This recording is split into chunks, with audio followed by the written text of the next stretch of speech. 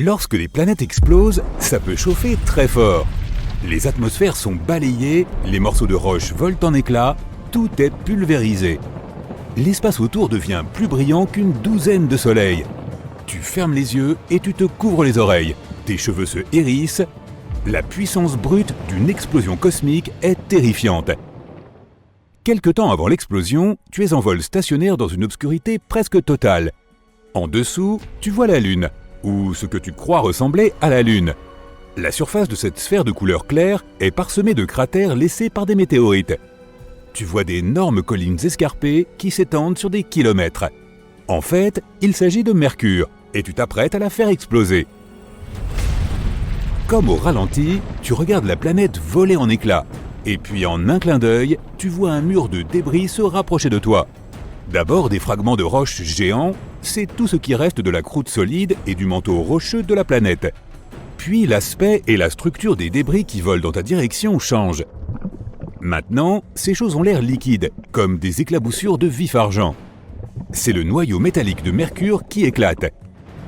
Il occupait 85% du volume de la planète. Et enfin, c'est à nouveau un feu d'artifice de morceaux solides. C'est le noyau solide de la planète. L'explosion est si puissante qu'elle envoie la Terre sur une autre orbite. Le Soleil a un hoquet et avale un énorme nuage de poussière. C'est tout ce que Mercure a laissé derrière elle. Mais ne t'inquiète pas, notre système solaire ne perdra pas de planète aussi facilement. Toute cette histoire d'explosion n'est qu'une expérience temporaire. Une fois que tu as fini de regarder le spectacle, tu appuies sur un autre bouton. Et la planète se reconstitue comme si tu avais rembobiné. Tu t'approches de la prochaine planète sur ton chemin. Sa surface se cache sous une atmosphère très dense composée de dioxyde de carbone. Si tu décidais d'atterrir sur Vénus, tu verrais passer d'épais nuages d'acide sulfurique. Tu verrais la surface de la planète d'un brun rougeâtre, sèche et incroyablement chaude. Tu marcherais probablement sur des plaines plates et lisses, couvrant 2/3 de la surface de la planète. Et tu resterais bouche bée devant les 1600 volcans qui parsèment Vénus. Malheureusement, tu ne pourras pas faire tout ça car tu appuies sur le bouton. Boum! D'énormes morceaux de basalte sont projetés depuis le centre de l'explosion. C'était la croûte de la planète, épaisse de 19 km. Puis, tu aperçois des météores brillants et brûlants qui volent vers toi à une vitesse phénoménale. Ce sont des morceaux du manteau rocheux en fusion de Vénus.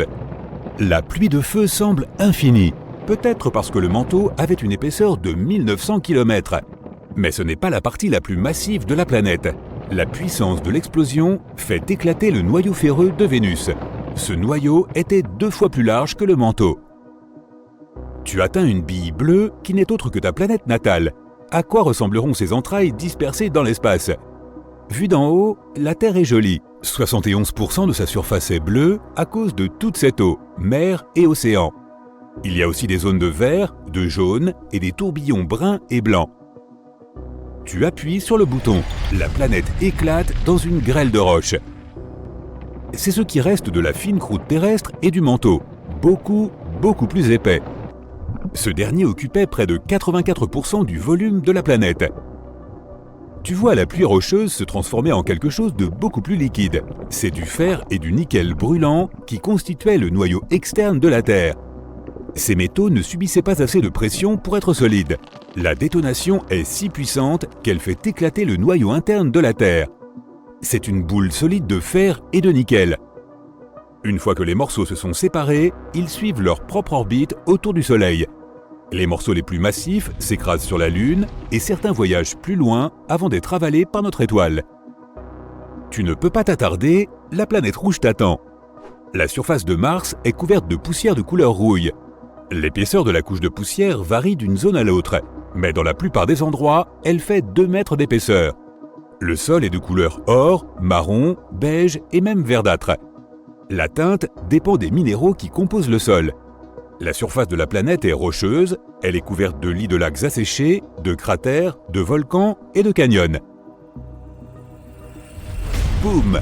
Mars est une planète rocheuse. Tu dois esquiver des morceaux de croûte de la taille d'une montagne composés de basalte volcanique. Ce que tu vois ensuite te donne l'impression que tu as fait exploser d'énormes quantités de dentifrice à base de roches molles. C'est le manteau de Mars, composé d'oxygène, de silicate et d'autres matériaux. Et puis les morceaux volants redeviennent solides. Ah, c'est autour du noyau de la planète. Il était solide, composé principalement de fer, de nickel et de soufre. Des milliards de fragments de toute taille, de quelques mètres à plusieurs milliers de kilomètres de diamètre, sont projetés dans toutes les directions. Mais seuls quelques-uns ont suffisamment d'élan pour quitter le système solaire. L'événement entier modifie légèrement l'orbite de la Terre et la température sur notre planète augmente de 10 degrés Celsius. Tu laisses les planètes rocheuses derrière toi et tu te rapproches de la première géante gazeuse sur ton chemin, Jupiter. D'épais nuages bruns, jaunes, rouges et blancs cachent sa surface. Ils donnent à la planète un aspect coloré et joliment rayé. Tu appuies sur le bouton. Cette fois, le spectacle est différent. Au lieu de morceaux de croûte solide, tu vois des jets de gaz qui accélèrent depuis le centre de la planète. C'est ce qui composait l'atmosphère de Jupiter, faite d'hydrogène et d'hélium gazeux. En un rien de temps, la matière qui s'échappe dans l'espace devient liquide.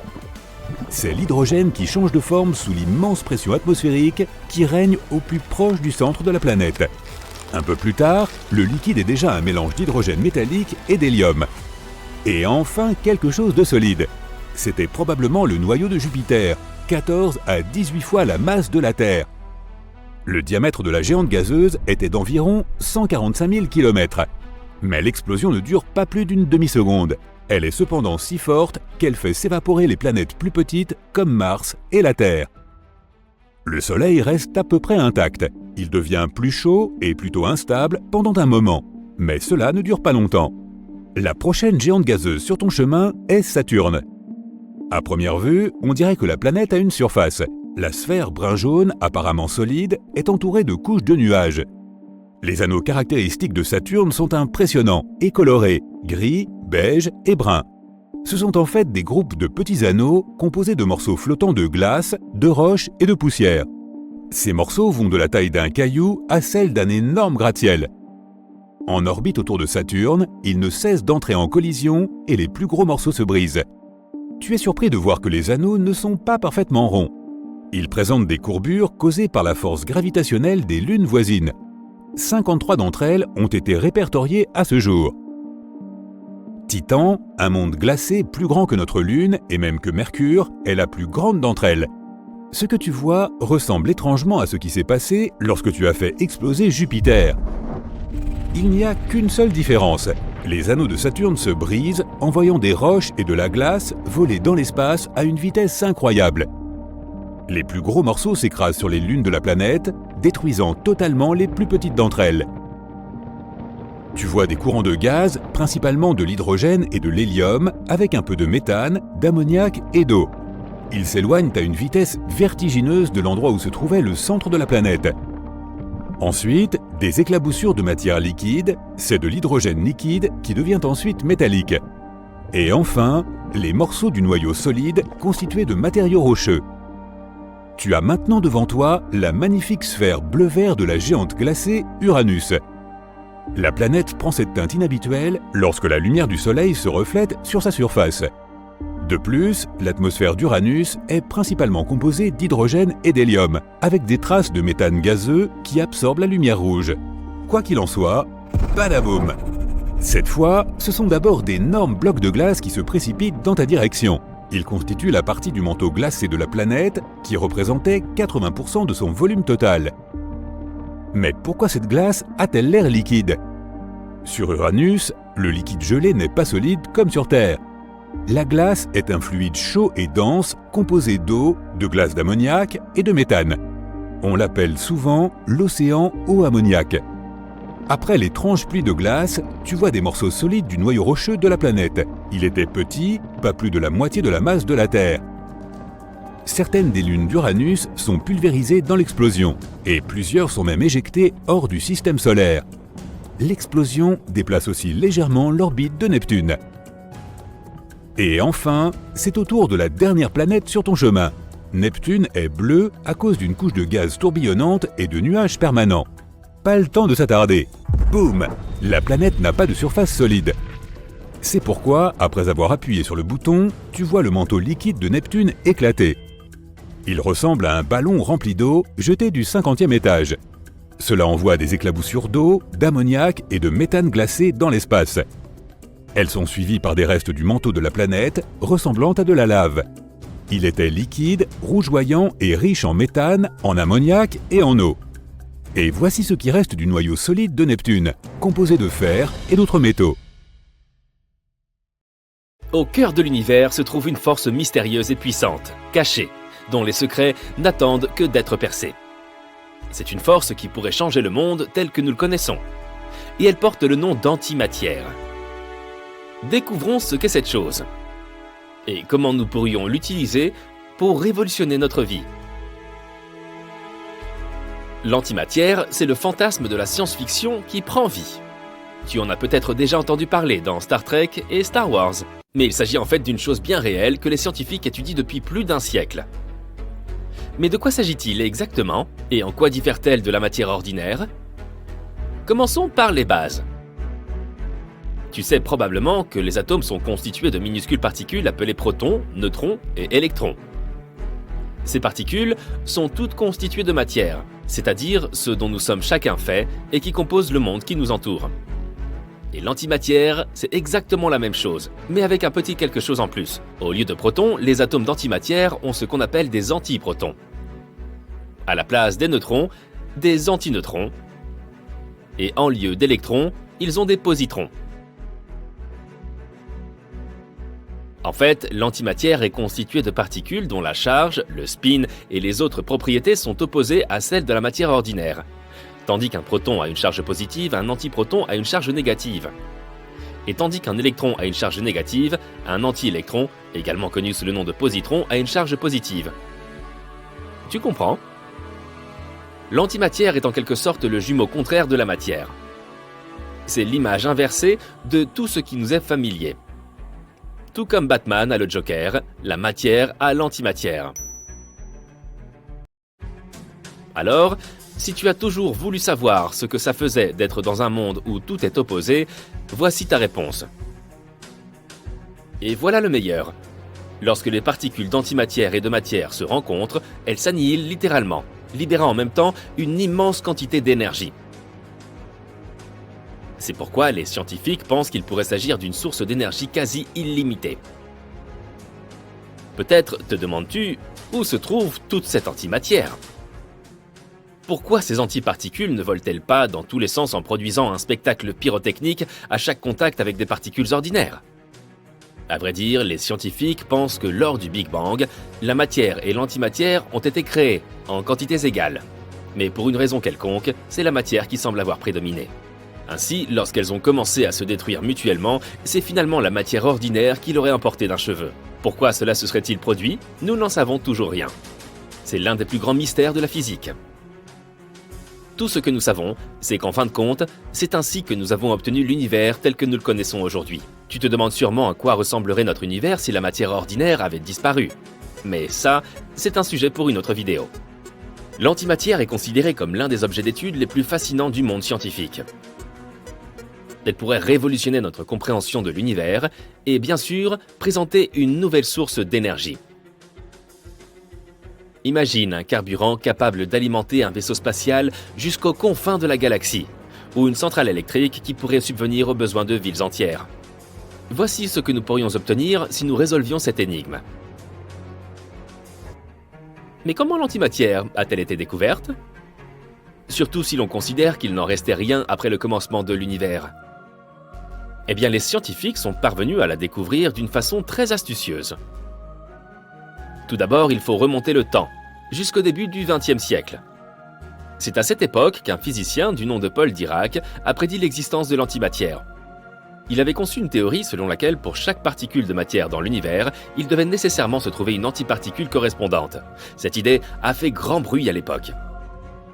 Mais sa théorie a par la suite été confirmée au moyen d'expérimentation. Dans les années 1930, un autre physicien, Carl Anderson, a découvert le positron, le contraire de l'électron. C'était la première particule d'antimatière connue. Et cette découverte a constitué une énorme avancée pour la science. Les scientifiques ont rapidement découvert d'autres antiparticules, ce qui a donné naissance à un tout nouveau domaine d'étude, la physique de l'antimatière, que nous explorons encore aujourd'hui. Mais comment avons-nous découvert ces particules ? Ne vient-on pas de dire qu'il n'y avait plus eu d'antimatière après le Big Bang ? Eh bien, pas exactement. Il y a bien de l'antimatière dans l'espace, mais elle est très rare et la dénicher constitue une véritable chasse au trésor. Les scientifiques traquent les particules d'antimatière dans l'espace en recherchant des rayons cosmiques qui en sont composés. Il nous est également possible de créer de l'antimatière en laboratoire. À l'heure actuelle, les scientifiques utilisent pour cela des machines ultra sophistiquées connues sous le nom d'accélérateurs de particules. Le plus célèbre d'entre eux est le Grand Collisionneur de Hadron du CERN, qui est le plus grand au monde. Ces machines projettent de minuscules particules à très grande vitesse. C'est un peu comme un jeu de billard cosmique. Lorsque ces particules s'entrechoquent, elles génèrent des particules d'antimatière. Ensuite, on utilise des conteneurs spéciaux, appelés pièges de Penning, pour stocker celles-ci. C'est comme si tu gardais une petite supernova dans un bocal. À présent, grâce à l'antimatière, nous pouvons changer notre monde du tout au tout. Les chercheurs estiment que même une quantité infime d'antimatière, pas plus que quelques milligrammes, pourrait te donner la même énergie que la combustion de millions de litres d'essence.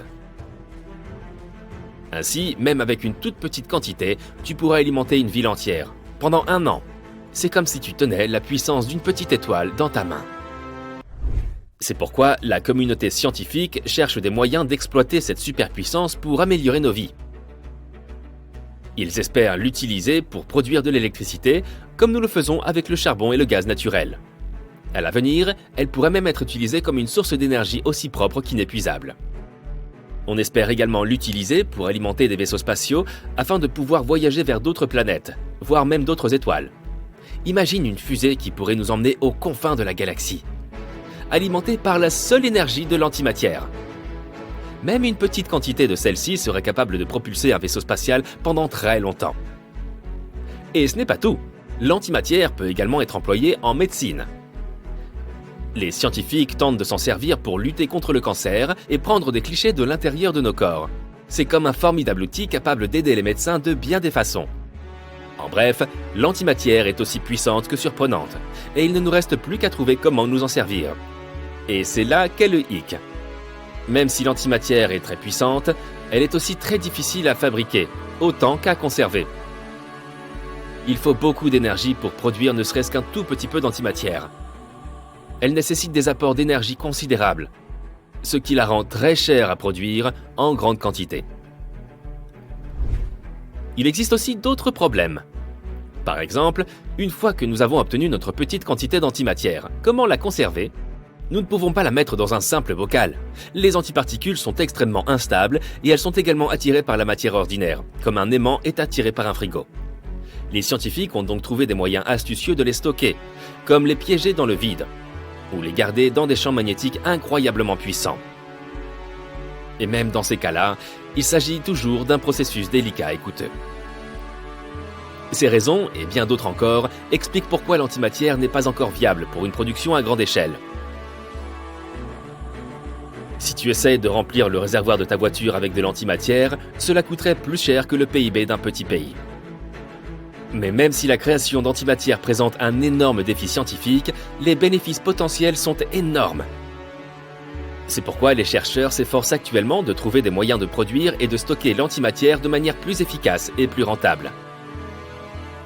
Et s'ils y parviennent, elle pourrait devenir la nouvelle source d'énergie ultime. La recherche sur l'antimatière est un domaine fascinant et qui évolue rapidement. Alors, qui sait, peut-être qu'à l'avenir, nous pourrons éclairer nos maisons et faire avancer nos voitures avec de l'antimatière. Ce serait plutôt génial.